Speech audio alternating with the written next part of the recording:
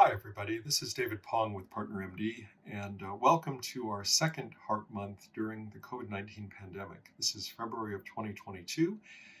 And about a year ago, I made a video describing some of the interactions between COVID-19 and cardiovascular health, and it seemed like a good time to revisit that. There have been some changes, certainly in our ability to help ward off or fight COVID-19, certainly in our ability to vaccinate. And it seemed like a good time to revisit the topic. I'm going to break this into three parts. The first is trying to think about the way our underlying cardiovascular health impacts our experience should we contract COVID. It's a pretty dramatic thing, and we'll talk about that in a few different ways. The second is looking at the impact that COVID-19 has on our cardiovascular health. Again, not trivial. This virus has a predilection for getting into our respiratory and our vascular tissues, and it really has long-lasting and significant effects in those tissues. Third area is to think a little bit about prevention. We'll talk about vaccination. We'll talk about some of the concerns that have been raised about vaccination and heart health, as well as some of the potential benefits of vaccination, particularly when compared to acute infection. So let's go back to the beginning. Underlying cardiovascular health has a lot to do with predicting the outcome one has should you become infected with COVID. There was a recent article in one of the British medical journals that described what's happened across the world in different countries and looking at death rates relative to different types of factors that had influence.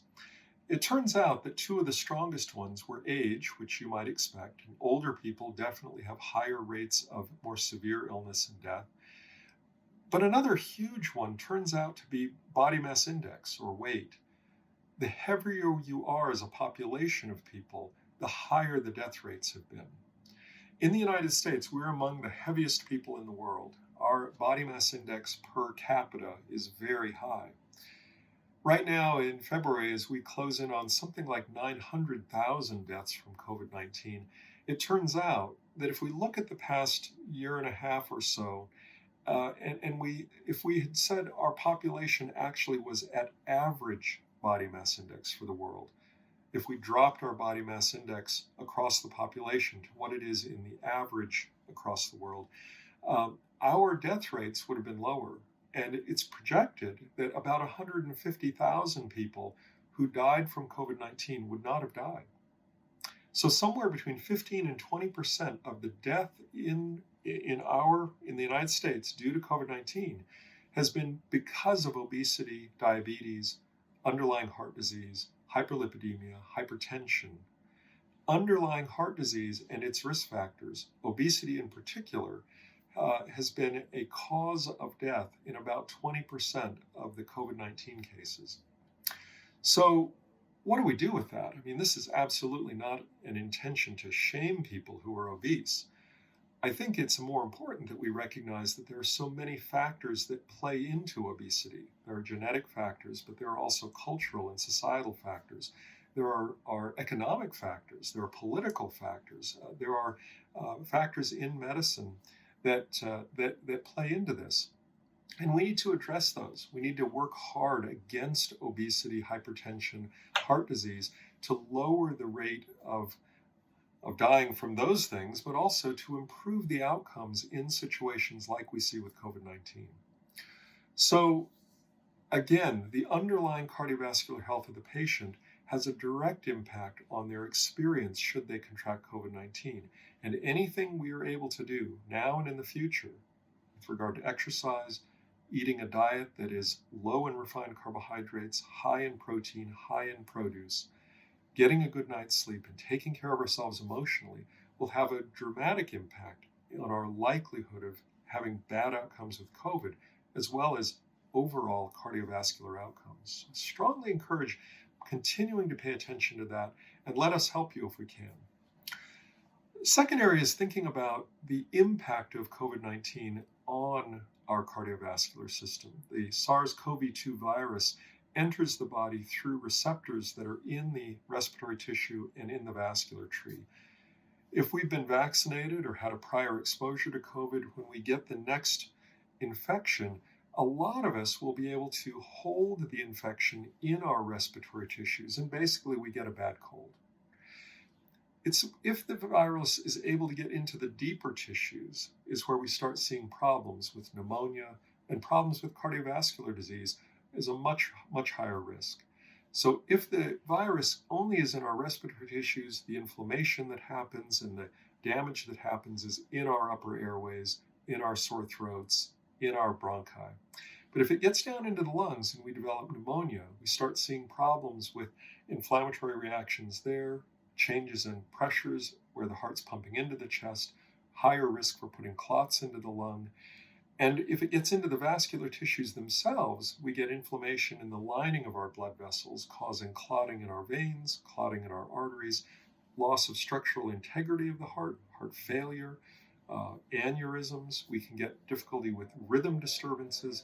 So a lot of different effects, both with acute COVID-19 and also in the post-acute COVID-19, where we have people who during their recovery develop new symptoms, breathlessness, palpitations, lightheadedness, and are found to have difficulty with heart rhythm or structural integrity of the heart, valve problems. So it's really important if you do get acute COVID that during your illness you're paying attention for symptoms of heart problems, chest pain, palpitations, lightheadedness, shortness of breath that seems out of proportion to that bad cold idea. And be in communication with your doc about that so we can assess and help evaluate that concern. And similarly, in the weeks following, as you're trying to get your recovery online and get back to your regular life and exercise, if you're having those symptoms, palpitations, lightheadedness, shortness of breath, we'd love to know about that so we can, again, evaluate and look and assess for evidence of damage to the heart and vascular structures and help you through that. So COVID-19 is a respiratory virus that can get into our cardiopulmonary systems and cause all kinds of trouble in all of these ways. Very important to pay attention to how you're doing in terms of heart health during and after an acute COVID episode. Finally, let's talk a little bit about prevention and about concerns particularly around vaccination. Concerns have been raised with the risk of vaccination. This was seen in two primary forms with regard to cardiovascular health. The Johnson & Johnson vaccine was found to cause a clotting problem in the veins and arteries in the head. It was mostly confined to young women and thankfully rare, perhaps 1 in 6 million doses or so, something on that order. This was a catastrophic problem when it occurred, and in our own practice, we were tending to advise the Johnson & Johnson vaccine for those other than young women because of that concern. Thankfully rare and not seen with the mRNA vaccines. The other cardiovascular risk that's been associated with vaccination has been inflammation of the heart muscle and the sac around the heart, myocarditis and pericarditis. This was occurring mostly in young men, again happening in a fairly infrequent, something on the order of 2,500 cases that have been reported, about half of them confirmed, but 500 million doses of the vaccine given. So an uncommon event and something that in most cases could be managed outside of a hospital, and most people had full recovery. So these are scary things, and you would never want a vaccine to cause these sort of events.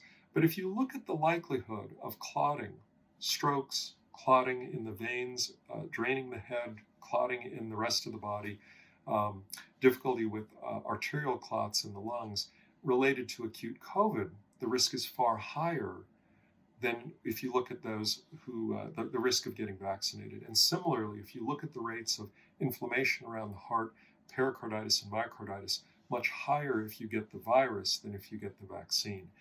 And Omicron particularly is so contagious that it's believed that by the time we end the Omicron wave, that most people in this country will either have been vaccinated or had an Omicron infection. It is such a contagious thing. So given that infection is so much higher risk than vaccination, it is certainly our recommendation that you get vaccinated and boosted as you're able, and would not recommend purposely going out of your way to get COVID infection. And I would actually actively recommend taking steps to not become infected.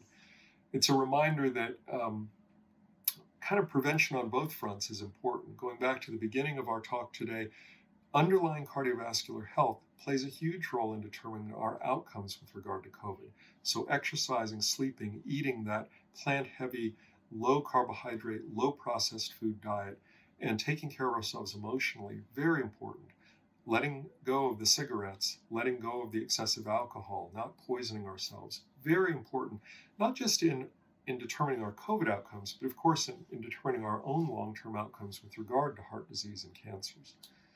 It's a reminder that also prevention by way of vaccination, prevention by way of avoiding infection plays a huge role also in giving us better outcomes until we have an immune defense that's good enough to keep that infection being a relatively minor event in our lives.